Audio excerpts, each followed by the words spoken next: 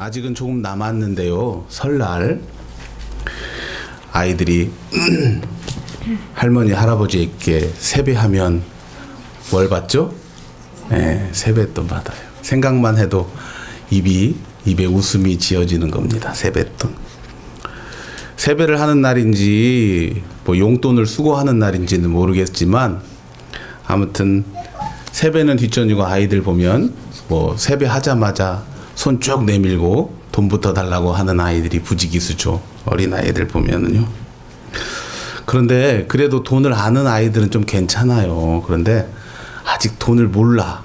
그쵸? 돈을 모르는 2살배기나 3살배기 아이들이 세배할 때 참 재미있습니다. 왜요? 부모가 세배날 하기 전에 며칠부터 절을 하는 방법을 교육시켜요. 그래야 할아버지 할머니한테 이쁨 받고 또 용돈도 많이 받으니까. 그런데 여러분 그렇게 열심히 교육을 시켜서 가면 절 하던가요? 참 폭폭해요. 부모님 마음이 안 해요. 애들을 그렇게 실컷 집에서는 연습을 시켜서 잘 하는데 막상 할머니 할아버지 앞에 가서 일하라고 절하라고 하면 우는 놈이 있고 도망가는 놈이 있고 부모가 결국은 어떻게 해요? 막 머리를 숙이기도 하고 막 강제로 해서 막 합니다. 막 협박하고 그래요. 너 다시는 어쩌고 저쩌고 뭐 안 사주네. 근데 그 꼴을 보면서 할머니 할아버지는 자리를 떠요 안 떠요? 안 뜨고 앉아 있어요. 왜 그 자리에 그렇게 할머니 할아버지가 그 세배가 뭐라고 그렇게 앉아 있을까요? 얼마나 귀하다고. 끝까지 절하라고 해요. 그쵸? 그래서 발 뻗고 하는 놈이 있든지 모양 대충 하든지 어찌든지 그 세배에 세자 피스 꾸르머르게만 하면 세뱃돈 줘요. 그쵸? 잠깐이라도 숙이기만 하면 줍니다. 왜 할아버지 할머니가 거기에 앉아 있어요, 여러분? 세뱃돈 세배를 받기 위해서 거기에 앉아 있을까요? 아니에요. 뭐예요?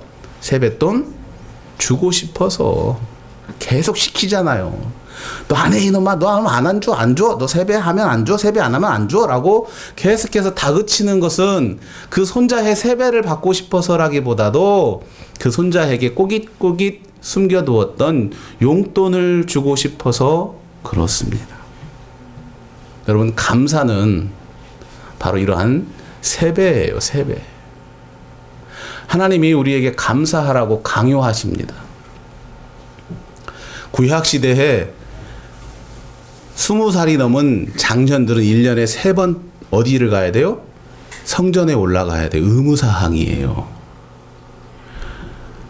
여러분 때때로 타국에 사는 사람까지도 성전에 올라와요.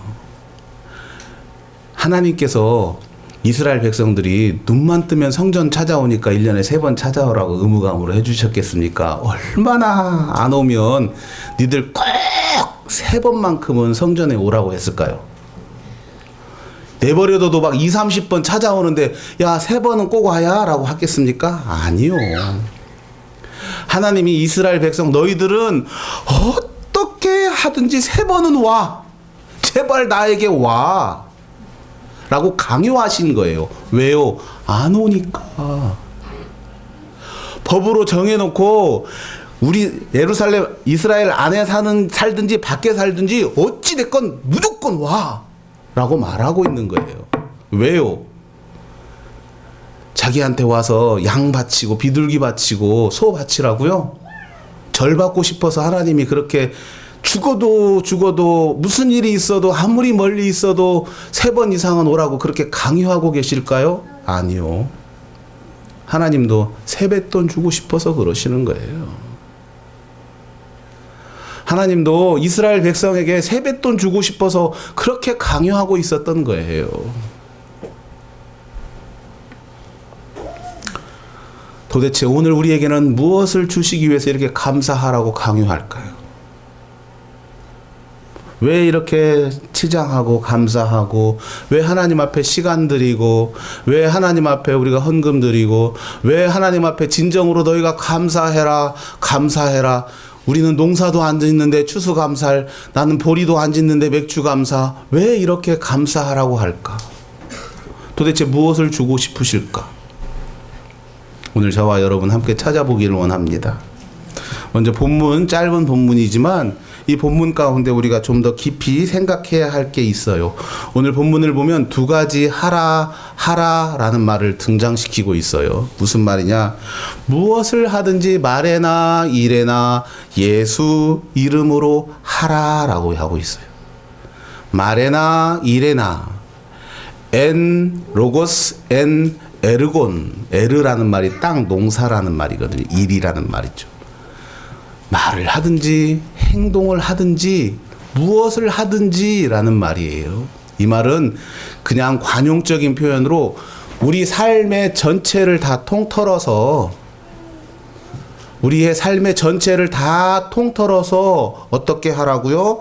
예수님의 이름으로 하라라는 말씀입니다.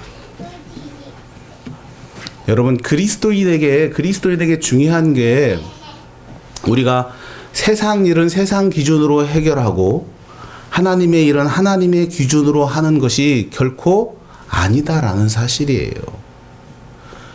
교회 안에서 하는 말과 교회 안에서 하는 일은 그리스도적으로 하고 직장에서 세상 일은 세상적으로 하라는 게 결코 아니에요. 교회 밖에서 하는 말도 교회 밖에서 하는 일도 어떻게 해요? 예수 그리스도의 이름으로 해야 하는 게 엔 로고스 엔 에르곤이에요. 그 안에서 하는 거예요. 밖에서 하는 게 아니죠. 예수 그리스도 안에서 내가 어느 곳에 있든지 무슨 일을 하든지 어떠한 일을 환경 속에서도 바로 예수 그리스도의 이름으로 해야 하는 것이 바로 그리스도인이에요.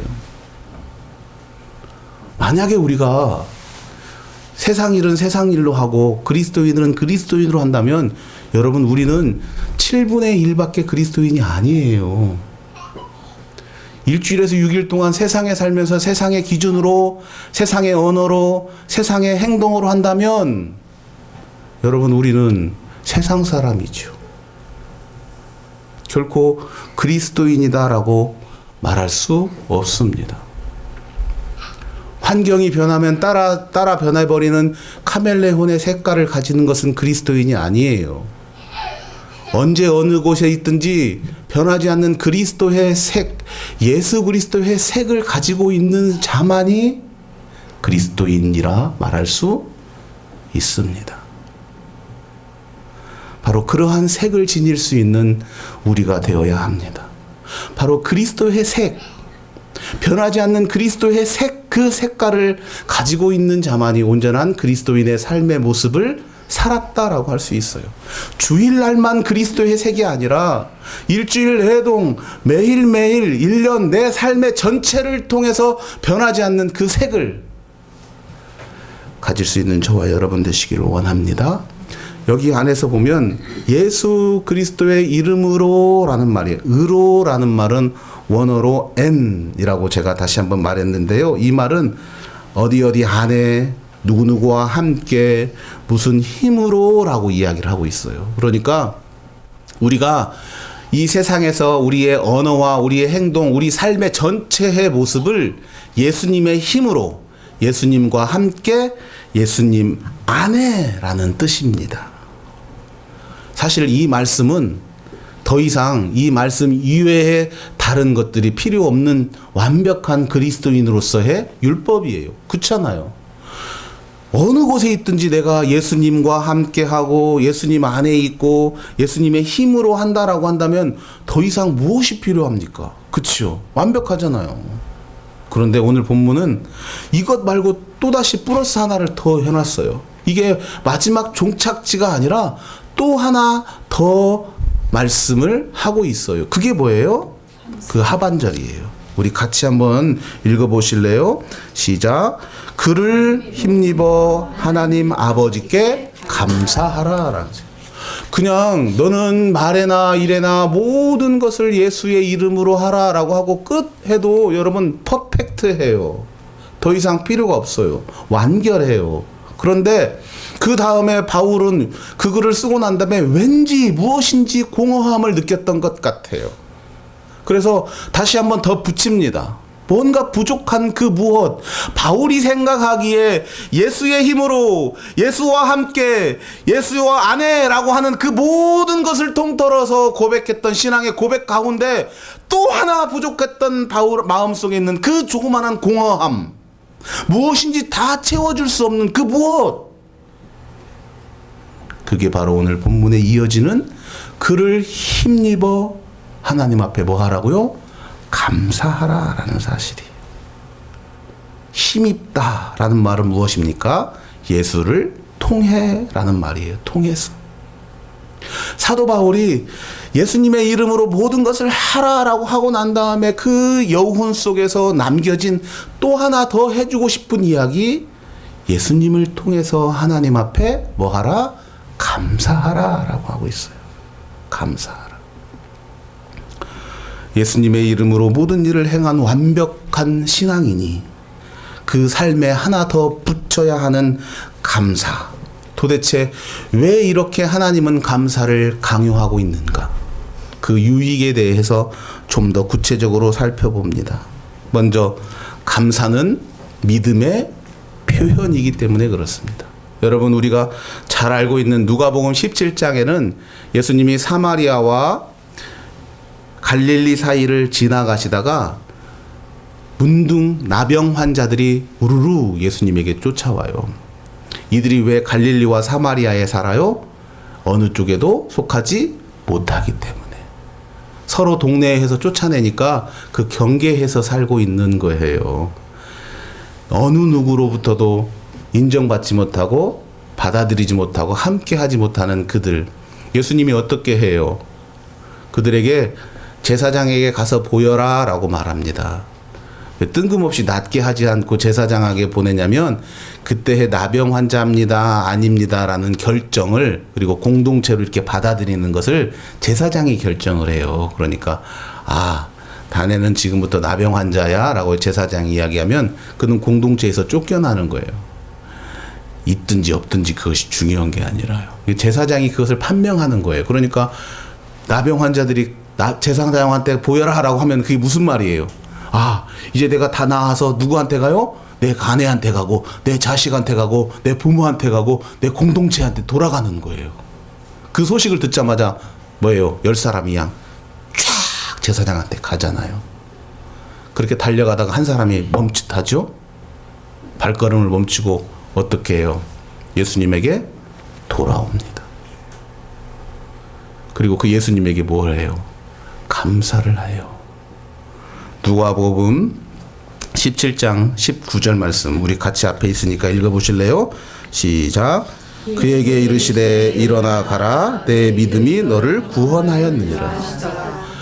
믿음의 표현이었습니다. 믿음의 표현. 여러분, 감사는 내가 가지고 있는 믿음에 대한 표현이에요.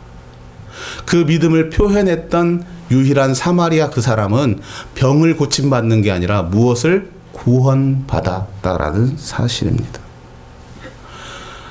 하나님이 우리들에게 요구하는 감사의 표현은 바로 그 믿음의 표현이다라는 사실입니다.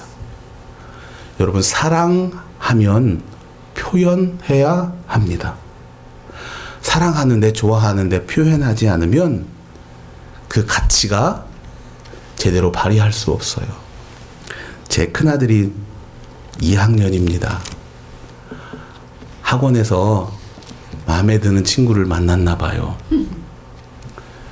빼빼로데이 날, 엄마, 나 빼빼로 하나 더 사고 싶어요. 왜? 주고 싶어요. 말해봤어? 안 해봤대요. 같은 반도 아니지만 그냥 마음에 든대요. 그래서 사줬어요. 너 가서 꼭 이렇게 말해. 제가 시켰어요. 내가 너 주려고 샀어, 빼빼로. 부끄러워서 말 못해. 야, 말 안 하면 어떻게 하려고? 그냥 책상에다 이렇게 놓고 올 거야. 그러다 네가 준지 안 준지 알면 어떻게 할 거야? 그럼 여기다 쓸까? 글씨를? 글씨를 써서 그렇게 주면 좋아할 거야. 내가 너 주려고 샀어. 이렇게. 그 다음날 하루 종일 기다렸습니다. 어떻게 얘가 하고 왔을까? 결국 저를 닮았는지 말은 못했대요. 그런데 그 여학생 가방에 있는 그 옆에다가 빼빼로를 딱 놓는 순간 탁 돌아서는데 그 여자친구하고 눈이 마주쳤대요. 오랫동안 찌릿찌릿했대요.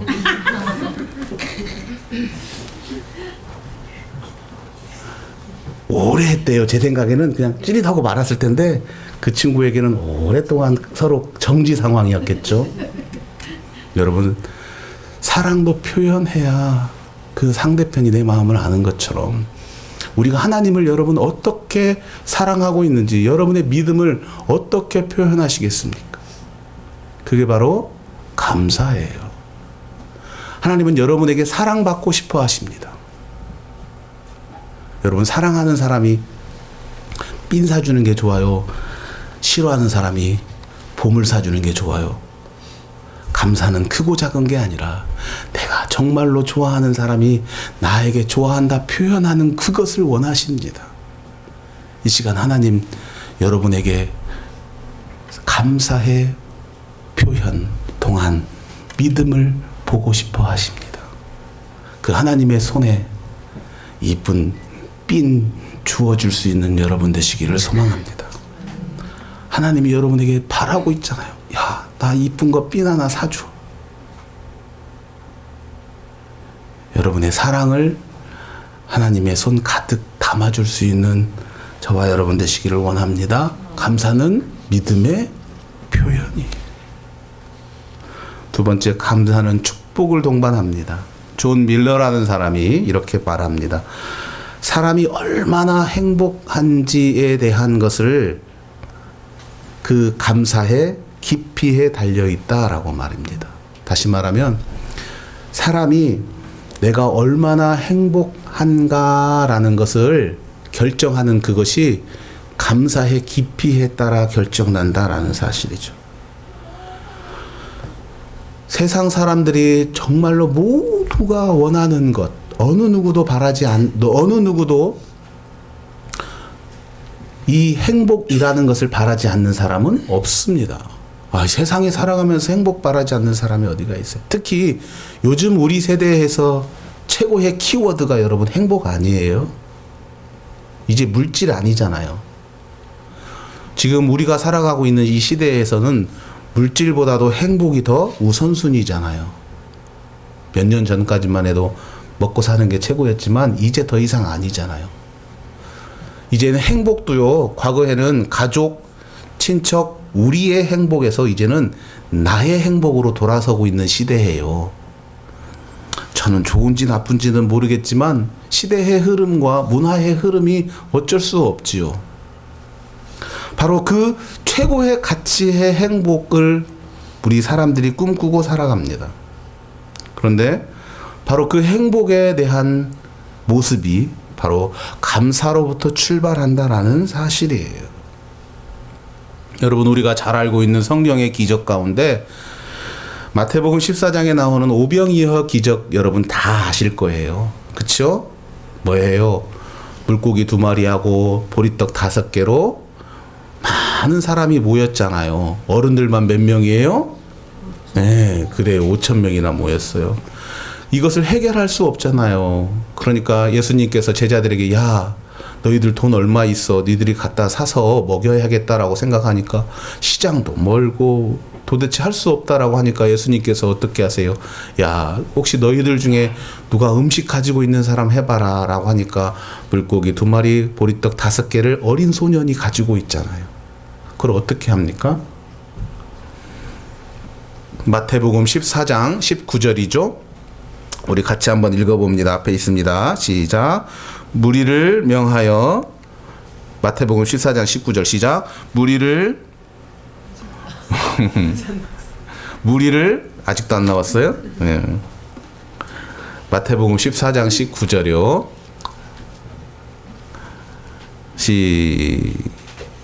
시작해도 돼요? 안 돼요? 시작할게요. 시작. 무리를 명하여 잔디 위에 앉히시고 떡 5개와 물고기 2마리를 가지사 하늘을 우러러 축사하시고 떡을 떼어 제자들에게 주시매 제자들이 무리에게 주니, 여기에서 이 축사라는 말에 우리가 관심을 가져야 돼요. 이 말이 유클리스트라는 말이에요. 이 말이 무슨 말이냐면은 감사하다라는 말입니다. 보통 현대어 성경이나 새로 번역한 성경은 보면 축사하는 것을 감사드리는 것으로 번역하고 있어요. 영어 성경에서도 뭐라고 하냐면 He gave thanks라고 말합니다. 그가 thanks를 하고 드리고 주고라고 이야기를 하고 있다는 사실이죠. 우리의 삶에 복이 넘치기 위해서 우리의 삶에 필요한 것이 바로 행복이고 또한 하나님 앞에 받아 누릴 수 있는 가장 최고의 것들이 하나님 앞에 받을 축복인데 그 시발점이 그 출발점이 바로 감사다라는 사실입니다. 여러분 진정으로 이 땅에 살아가면서 행복하기를 원하십니까? 존 밀러의 말처럼 여러분 감사의 깊이를 더욱더 깊이 내릴 수 있는 저와 여러분 되시기를 원합니다.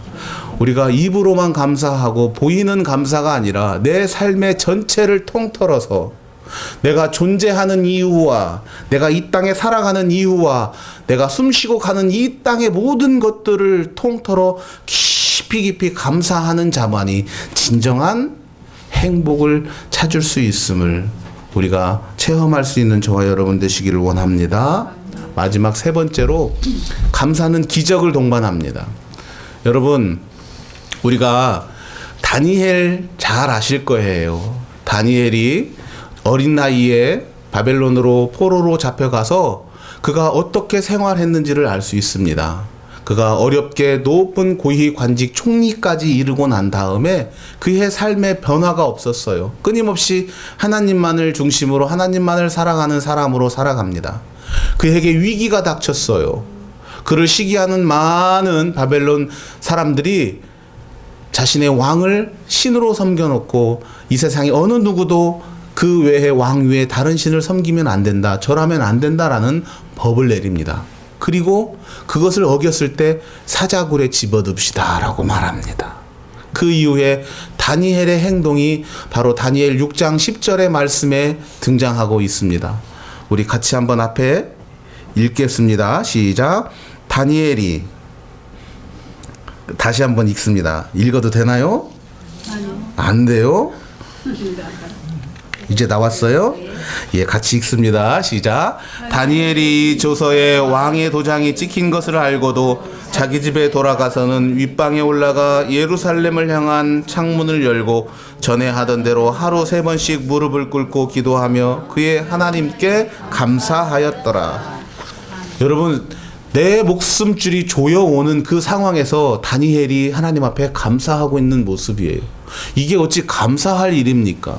그저 다니엘은 자신의 삶의 모든 매 순간이 그저 감사했기에 이날도 어김없이 하나님 앞에 감사하고 있었던 거예요. 그 감사의 결과가 어떻습니까? 그 다음 날 다니엘은 사자굴 속에서 아무런 해도 없이 나왔어요. 그리고 그를 해하려고 했던 나머지 모든 사람이 성경에 보면 그와 그의 가족 모두가 사자굴에 들어가는 일을 성경 본문에서 우리가 확인합니다. 여러분, 우리는 나사로를 참 잘 기억합니다. 그 나사로뿐만 아니라 그의 누이들인 마르다와 마리아도 잘 알고 있습니다. 나사로가 죽었다는 것을 이 누이들로부터 예수님이 전해 듣고도 바로 가지 않았어요. 그리고 나사로 무덤가에 도착해서 예수님이 이렇게 말씀하십니다. 요한복음 11장 41절이죠. 같이 한번 읽습니다. 시작.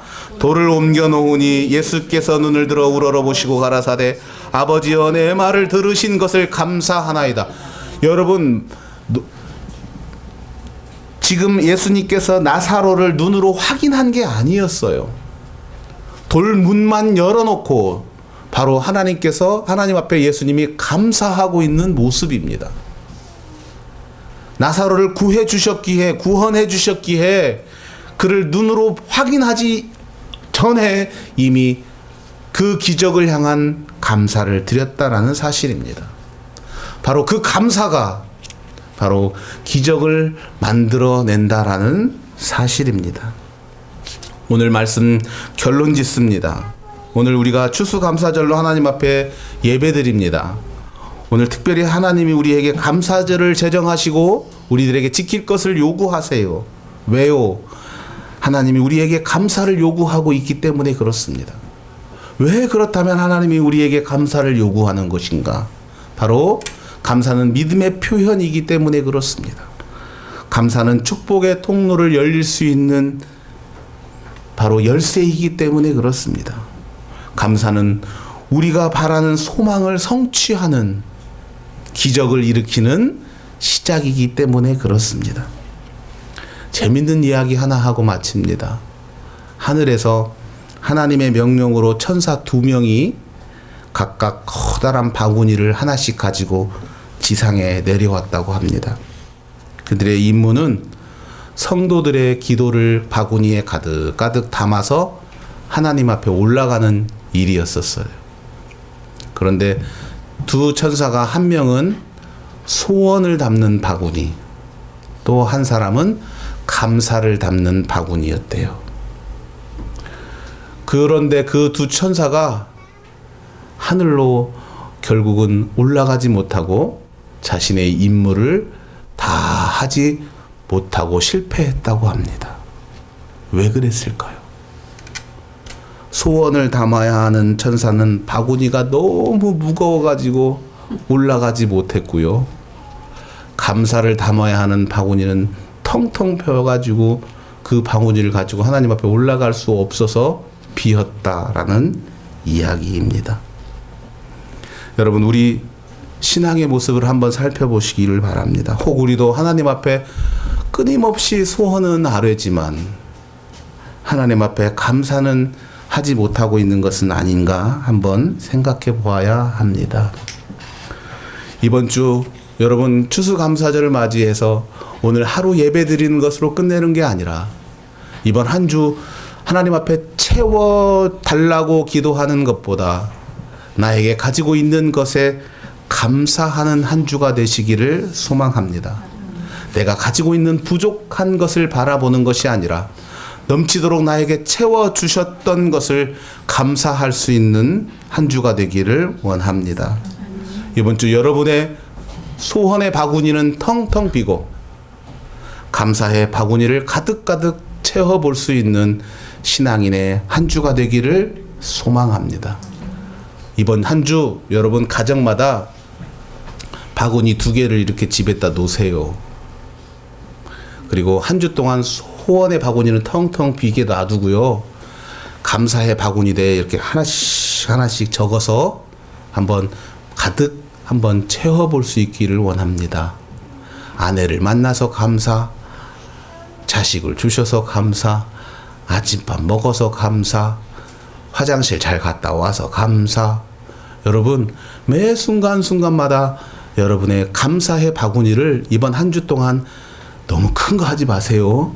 집에 적당한 바구니 하나 놓고 한번 온 가족이 한번 감사의 바구니를 가득 채우고 감사의 바구니 다음 주에 또 갖고 오세요. 아니면 갖고 오기 싫으면 사진 찍어서 밴드에 올리세요. 여러분 이번 한 주 감사의 주제들을 한번 찾아보시기를 소망합니다. 넘치고 넘치게 감사해요. 다시 한번 천사가 내려왔을 때 이 주울림교회 성도들만으로도 감사의 바구니를 가득 채울 수 있는 우리의 신앙인들이 되시기를 소망합니다.